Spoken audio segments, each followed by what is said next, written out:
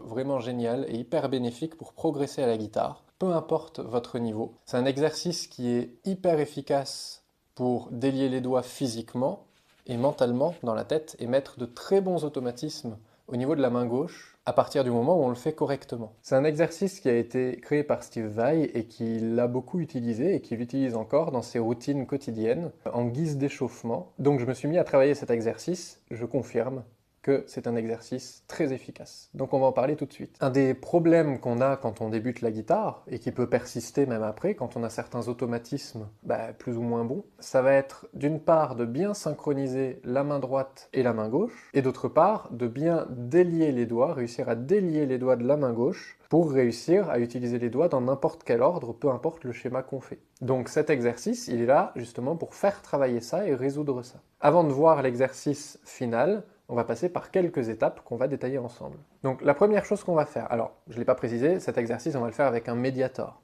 La première chose qu'on va faire, c'est qu'on va commencer en faisant tout bêtement la première chose que n'importe qui fait en débutant la guitare, on va tout bêtement faire des chromatismes.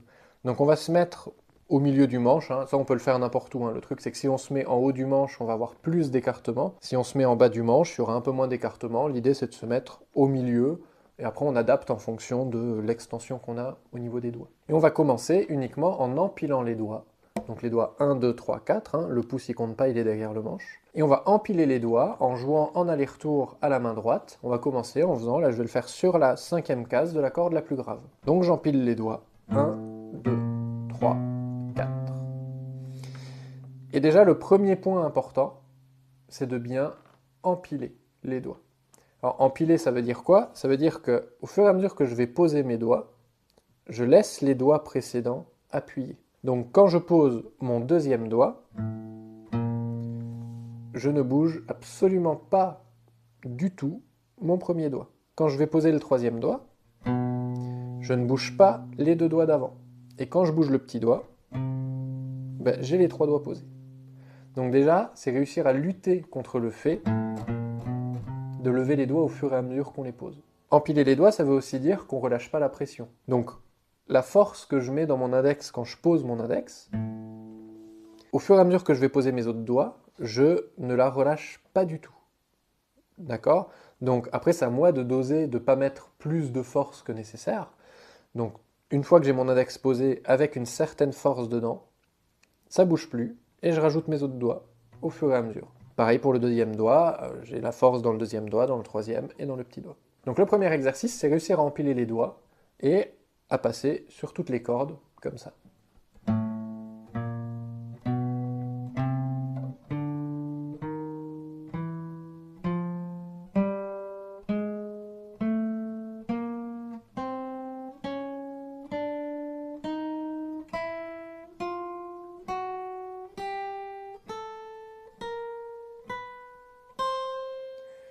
Donc on empile les doigts, alors par contre quand on change de corde, on peut relever tous les doigts, hein.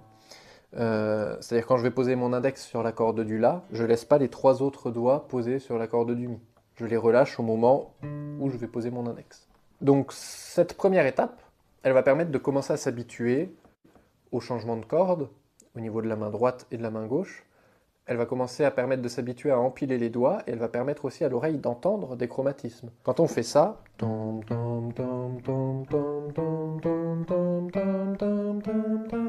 on se met à l'oreille le changement de case, le changement de corde, case par case.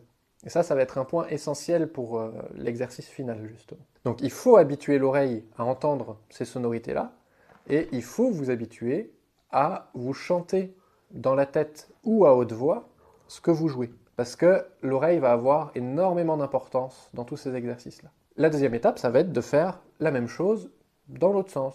Donc je vais commencer sur la corde la plus aiguë avec mon petit doigt, et je descends. Donc je descends du aigu vers le grave, mais techniquement ma main monte le long du manche. Donc je descends en ayant d'abord que le petit doigt posé, puis que le troisième doigt. Évidemment, je suis obligé de relâcher le petit doigt pour entendre la note qui est sous le troisième doigt. Que mon deuxième doigt, et je suis obligé de relâcher les doigts avant pour entendre la note, parce que si j'ai les doigts posés, évidemment, on entend la case d'après. Et l'index, et je vais faire pareil sur toutes les cordes.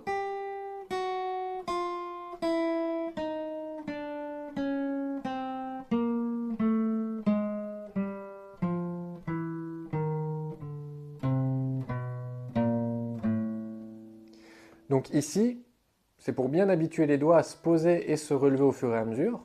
Donc il faut bien vous dire que dans un sens, du grave vers le aigu, on empile les doigts. Dans l'autre sens, bah, on ne les empile pas.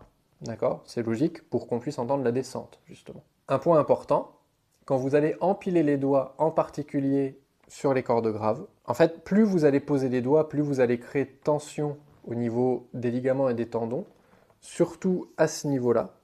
D'accord? Et quand vous allez arriver sur les cordes graves, le poignet il va s'avancer un petit peu pour arriver justement jusqu'aux cordes graves.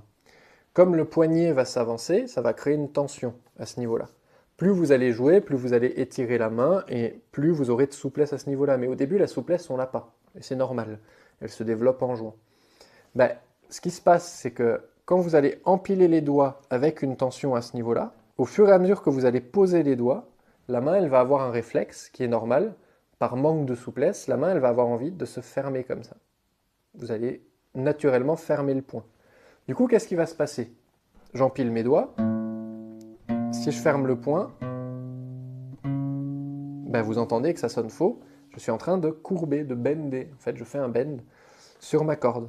Donc, ça sonne faux. Et en fait, il faut réussir à lutter contre ce phénomène. Donc, au début, si vous avez tendance à tordre la corde comme ça, au fur et à mesure que vous posez les doigts, en fermant le poing, essayez d'avoir la sensation de pousser la corde.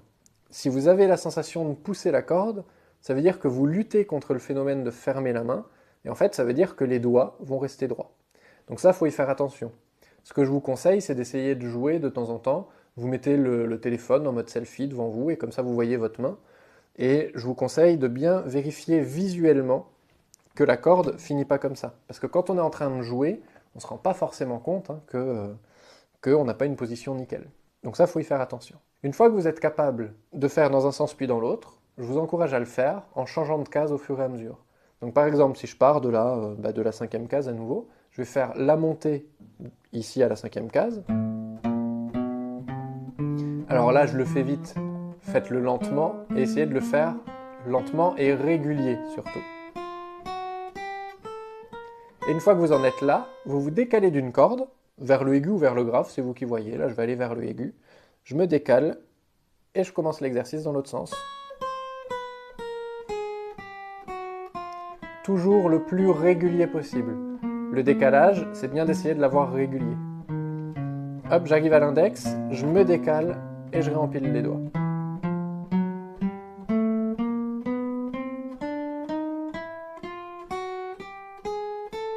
Petit doigt, je me décale et je fais dans l'autre sens. Le plus régulier possible. Etc. etc. Ça, c'est le niveau 1 de l'exercice, on va dire. C'est pas encore le vrai exercice, hein, je vous rassure, ça va un petit peu plus loin que ça. Mais déjà, il faut être à l'aise avec ça. C'est la première étape. Si on attaque l'exercice final d'un seul coup, ben en fait, c'est une trop grosse marche par rapport à ce niveau-là. Donc il faut déjà réussir à avoir ça. Ça peut prendre du temps. Vous pouvez passer plusieurs jours, plusieurs semaines avant d'avoir cet exercice propre et régulier. Il n'y a pas de limite de vitesse, d'accord? Je ne demande pas de l'avoir comme ça sert à rien, non, ça fait travailler. Mais au début, le but, c'est juste d'avoir un jeu propre et régulier. Donc si vous êtes à cette vitesse-là, c'est très bien. Si c'est régulier au changement de corde. D'accord? Donc entraînez-vous bien à ça dans un premier temps. Une fois que ça c'est maîtrisé, on va passer à la deuxième étape.